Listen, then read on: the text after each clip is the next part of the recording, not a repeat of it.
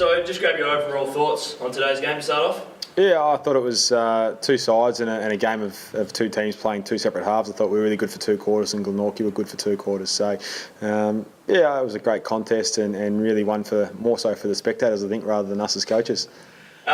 Having blokes like Jake Hines, Chris Savage, Dylan Riley and Jay Blackberry consistently all out there playing very good footy, how handy is it to have them do their thing pretty much every week? Yeah, it's fantastic. You know, Chris Savage is a great captain of the footy club. He leads on and off the field. He drives high standards. 31 years of age, and I said during the week that his attention to detail and the character that he is you don't find any better than that. So he drives that group, and Jay Blackberry, obviously vice captain, who falls in under that. And great TSL players, great leaders, and played well today. And we're lucky to go the win. Yep. Sonny Whiting came back in this week after a few weeks in the D-League. How did you feel he went today? I thought he contributed. We played him in a slightly different role, and then he played a little bit higher up the ground. So, Sonny's an experienced TSL player, and we're at a stage now where most of our players need to learn to play multiple positions. So he's at that stage now of developing a secondary craft to his game. Yep. Brewald and Miller, debutants today. How did you feel they went as well? Yeah, it was fantastic to get the opportunity for 2 guys to debut in such a big game. And I thought Sammy, we asked a lot of him. Duffy's a TSL state ruckman, so he's a quality opposition. I thought Sammy fought hard and gave us a contest all day. And I thought from the second quarter onwards, he started to give us a little bit of second effort, and we got a couple of clearances from him and bits and pieces. So I thought outstanding from Sammy. And Tice is a really lively half-back flanker that takes intercept marks. So today was a great taste for him to see the level and where he's got to get to from a physical point of view. And again, just another great opportunity to see him play at TSL level. He's worked hard all pre-season, hasn't missed a beat, and he's a fantastic young man. Yep. And to finish off, any injuries coming out of today? Obviously, yourself, you're going to be coming back in eventually. Yeah. Anyone from the Mercury Cup who's going all right to come back in? Yeah, there's a couple of guys pushing. Brendan Taylor came back from injury today. Jake Nunn came back from injury today. Joby Harper played his first 4 quarters of footy and pulled up well today, so he'll be the one out of those 3 that's ready for selection next week. I don't think we had any injuries out of our senior guys. A couple of sore bodies, wear and tear of the game. It was high numbers around the footy and competitive and contested footy, so they'll pull up well by Tuesday. All right, start off by grabbing your overall thoughts on today's game as well. Oh, well, the people who tell you that TSL footy's boring, they can jump back into their box, I think. I mean, that was a great game of footy. And before the game, we talked about last night's game with Sydney and Hawthorn, and those contests are always so close because those teams, they never let the opposition get away for very long. And sort of that was the challenge we wanted today against a really good team in Lonnie on their home deck. And I can't complain about the way the guys kept at it and kept fighting. They got away from us a little bit in that third quarter. And it was only in a few moments. We knew their kicking game is excellent. We had to shut that down. And the few moments where we didn't do that, cost us on the scoreboard.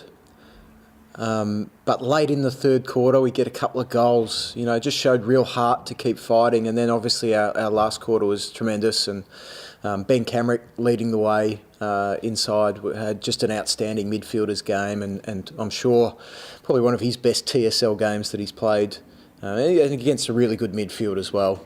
And so it just comes down to at the end, there's those little moments where, a little fumble here, that tackle which was almost holding the ball but just slipped into the back, and then the kick comes out and we don't have somebody there, and they get that point. And again, you go back to Sydney and Hawthorn, it's just kind of roll of the dice about who's in front in the end, and that's the sort of game it was today. So we'll take a lot from it. There's some areas that we know we have to improve next time we play Launceston.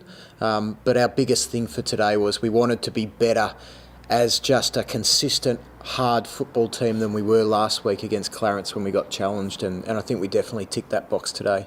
Yep. You speak of the last quarter. Obviously, there was a pretty big momentum change in that. What was the message going into that last quarter at 3/4 time?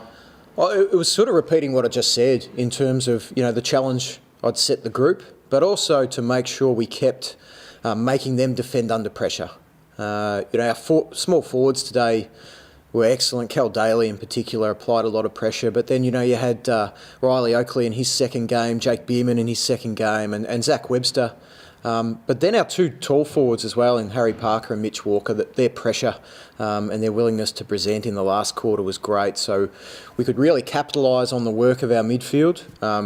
And then you look at Harrison Gunther and Jack Stevenson and Matthew Joseph, and those guys down back really set up well behind the ball. So the last quarter, I think we just did all the little things we wanted to do well, and that forced them to defend under pressure and created scoring chances for us.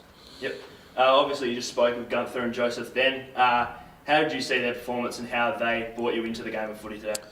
Yeah, Harrison's... he switched down back this year from being a junior forward, but watching him in pre-season, the way he communicates and the way he sees the game, I just thought immediately this kid is a defender and the potential to be a really good defender. He probably had a couple of moments today he wants to bring back, but apart from that, he chopped off so many attacks. He used the football well. He's only 18.